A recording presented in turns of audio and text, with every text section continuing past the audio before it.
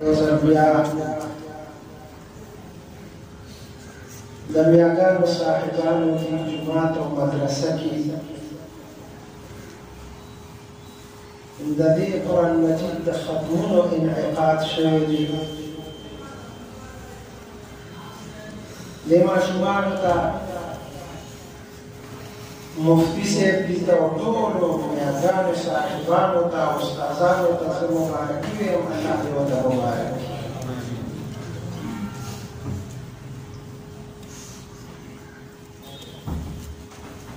پیغمبر علیه الصلاة والسلام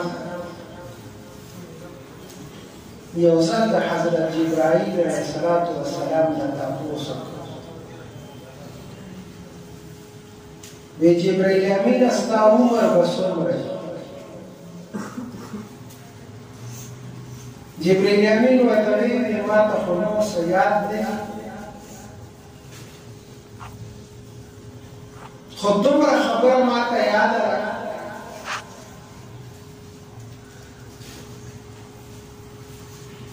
چې په څلورمه پرده کې اویا زره کاله پس یو ستوری راښکاره کېږي او هغه ستوری ما 2,000 کاله لیدلی دي.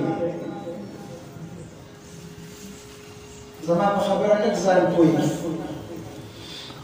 زما څه خپل مقصد دی، زه هغې نه راځم خو مخکې توجیه تبلیغ تاسو ته کړم.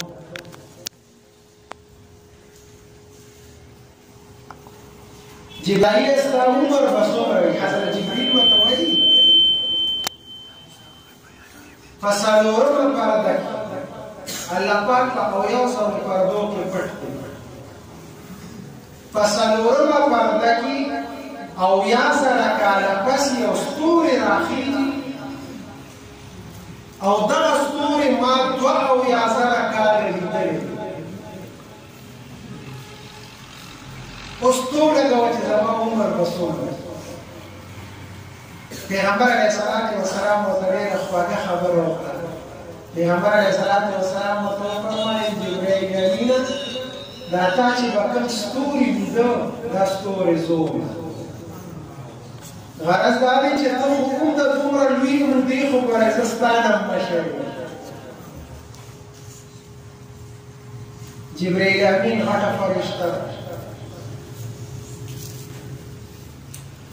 په سوونو وزرې وایي چې 2 وزرې خورېږي د اسمانونو او د ځمکې د فضا ډکه شي. طاقتوره فرشته ده. پیغمبر علیه الصلاة والسلام ته وفرمایل که ته غواړې زه به دا غر اوچت کړم او دا د مکې خلک پکې ټول لاندې کړم. او دا مثالونه مخکې پراته وو. په قوم لوط باندې ځمکه اړولې ده، دا حضرت جبرائیل اړولې ده. دا الله په حکم باندې طاقتوره فرشته ده، غټه فرشته ده. یو ځل د پیغمبر علیه السلام تپوس وکړ، وی جبرائیل امینه د سترګو په رپ کې چې ته د اسمان نه رارسېدلې ما ته یو خبره وکړه، کله راکړه؟ نو جبرائیل امین ورته وویل 4 ځله زه ځمکې ته د سترګو په رپ کې راغلی. چې کله ابراهیم علیه السلام نمرود پورته غورځاو، الله ما ته حکم او په دغه وخت کې زه په سدرة المنتهی کې وم. ما ته الله وفرمایل لاړ شه چې زما خلیل ذره بر نقصان ورته ونه رسي. وایي زه د سدرة المنتهی نه د سترګو په رپ کې راغلم، ما حضرت ابراهیم علیه السلام غیږ کې ونیو او ما په اور کې په قلار باندې کېږم. او په دویم ځل چې کله حضرت اسماعیل علیه السلام په مرۍ باندې چاړه کېښودل شوه، نو ما ته الله حکم وکړ چې ځان ورسوه چې دغه چاړه حضرت ابراهیم علیه السلام مرۍ جوړې کړي. نو وایي زه د سترګو په رپ کې راورسېدم، د جنت نه مې ځان سره ګډ راواړه، هغه هلته ذبح شو او د چاړه د حضرت اسماعیل علیه السلام په مرۍ باندې وچلېده.